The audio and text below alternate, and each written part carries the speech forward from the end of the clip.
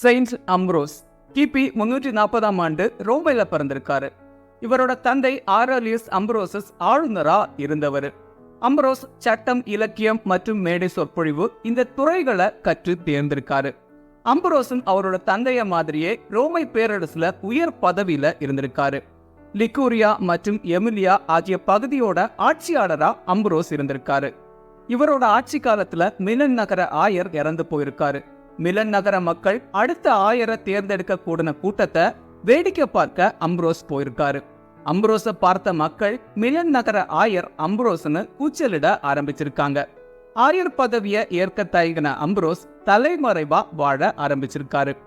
இதை கேள்விப்பட்ட ரோமை பேரரசர் வலரியன் அம்ப்ரோஸுக்கு அடைக்கலம் கொடுக்கறவங்க யாராக இருந்தாலும் அவங்க தண்டிக்கப்படுவாங்க அப்படின்னு அறிக்கையிட்டிருக்காரு. இதை பார்த்த அம்ப்ரோஸ் வெளியுலகத்துல வந்திருக்காரு.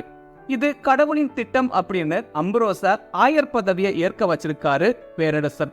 அது வரைக்கும் திருமுழுக்கு கூட பெறாத அம்ப்ரோஸ் அடுத்த 7 நாட்களுக்குள்ள திருமுழுக்க பெற்று திருத்தொண்டராகவும் அருட்பணியாளராகவும் அடுத்ததா ஆயராகவும் திருநிலைப்படுத்தப்பட்டிருக்காரு. அம்ப்ரோஸ் ஆயர் பதவியை ஏற்றதும் அவரோட சொத்துக்களை எல்லாம் விற்று அந்த பணத்தை ஏழைகளுக்கு கொடுத்திருக்காரு. அந்த காலத்துல இருந்த தப்பறை கொள்கைகள், அந்நிய தெய்வ வழிபாடு மற்றும் வெளிவேடத்தனங்களை கடுமையா எதிர்த்திருக்காரு. அரசுல இருந்து மதம் தனித்தியங்க கடுமையா உழைச்சிருக்காரு. புனித ஹிப்போ நகர் அகஸ்டின் அம்ப்ரோஸோட திறமைகளை பார்த்து ரொம்பவே கவரப்பட்டிருக்காரு. இறுதியா அம்ப்ரோஸ் கிபி 397ஆம் ஆண்டு இறந்து போயிருக்காரு. டிசம்பர் 7 புனித அம்ப்ரோஸோட ஃபீஸ்ட் டே.